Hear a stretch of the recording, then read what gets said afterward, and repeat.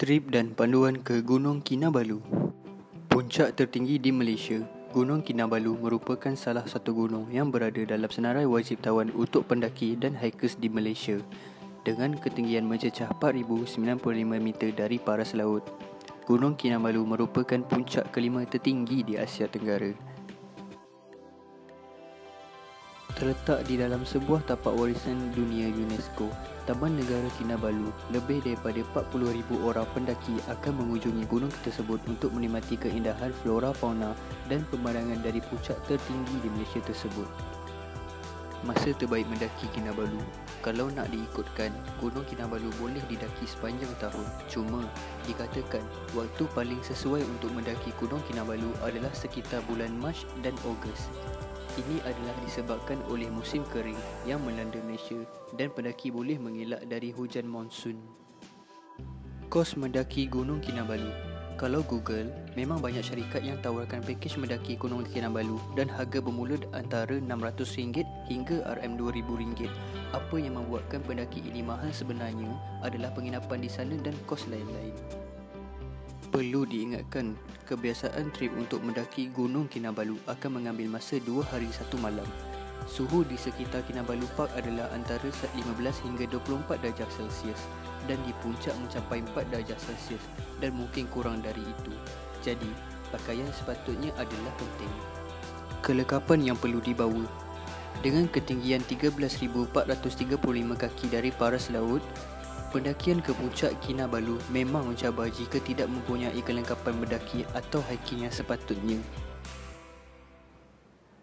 Trek pendakian yang biasa digunakan adalah melalui pondok timpuhan gate.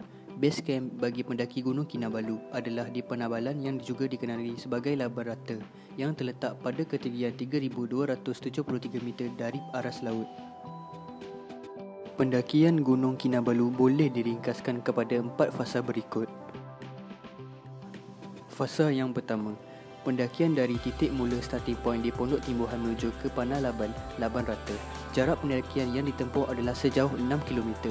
Perubahan altitude yang ditempuh adalah daripada 1,866 meter dari aras laut sehingga 3,273 meter dari aras laut. Sebaik memulakan pendakian, kita harus melaporkan diri kepada petugas di Pondok Timbuhan dan dikehendaki menandatangi borang yang diberikan. Boleh dikatakan hampir 90% laluan ini adalah laluan bertangga. Jadi, layan je lah naik tangga sampai muntah sambil layan view dan udara yang sejuk lagi nyaman.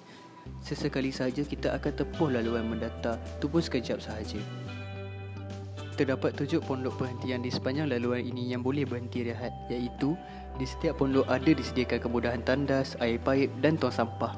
Sumber air di sini adalah sumber air gunung yang tidak terawat, tapi aku ada je minum. Selamat sahaja. Sesekali kita akan bertembung dengan porter-porter yang mengangkut barang-barang yang nak dibawa naik ke Laban Rata.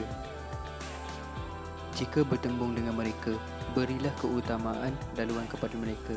Ujian pendakian paling getih di laluan ini adalah jarak 600 meter yang terakhir sebelum tiba di Laban Rata. Trek tangga berbatu di sepanjang jarak ini sangat mencabar fizikal dan mental. Seterusnya, fasa yang kedua, pendakian dari Panah Laban menuju ke puncak Gunung Kinabalu, Lost Peak.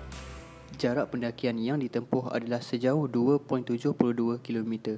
Perubahan altitude yang ditempuh adalah daripada 3,273 meter dari aras laut hingga 4,095.2 meter dari aras laut ketika berada di puncak. Untuk jarak 1.2 km pertama, kebanyakan pendakian melibatkan laluan bertangga menuju ke pondok checkpoint iaitu Pondok Sayat yang berada pada ketinggian 3,668 meter dari aras laut. Di Pondok Sayat, kita perlu menunjukkan tag nama kita kepada petugas untuk bertujuan rekod masuk menuju ke puncak. Pastikan korang melepasi checkpoint di Sayat ini pada atau sebelum jam 5 pagi. Sekiranya korang tiba lewat daripada jam 5 pagi, korang tidak dibenarkan melepasi checkpoint ini dan seterusnya harapan korang untuk menawan puncak Kinabalu hancur berkecai. Setelah melepasi checkpoint di Sayat, laluan trek pendakian berubah di mana kita akan melalui landscape berbatu sehinggalah ke puncak. Di sepanjang trek ini, tali disediakan untuk kita berpaut. Seterusnya, fasa yang ketiga, Perjalanan turun dari puncak Gunung Kinabalu ke Panalaban. Setelah selesai menawan puncak tertinggi Gunung Kinabalu, adalah disarankan untuk membuat perjalanan turun ke laban rata antara jam 7 hingga ke 7.30 pagi. Semasa perjalanan turun inilah baru kita nampak dengan jelas laluan pendakian yang kita lalui awal pagi tadi ketika hari masih gelap. Tak sangka kita lalui semua ini dengan jayanya. Bagi mengelakkan sebarang kemalangan dan kecederaan semasa perjalanan turun melalui laluan berbatu ini, kita disarankan untuk bergerak dalam formasi zigzag. Dalam perjalanan turun ini, sekali lagi kita akan melepasi checkpoint di sayat-sayat. Sila tunjukkan tag nama kalian sekali lagi kepada petugas bagi tujuan rekod luar. Setelah selesai sarapan, balik ke bilik dan berkemas semua barang-barang untuk persiapan turun ke bawah. Perjalanan turun ini memakan masa yang lebih pendek, biasanya antara 3 hingga 5 jam sahaja.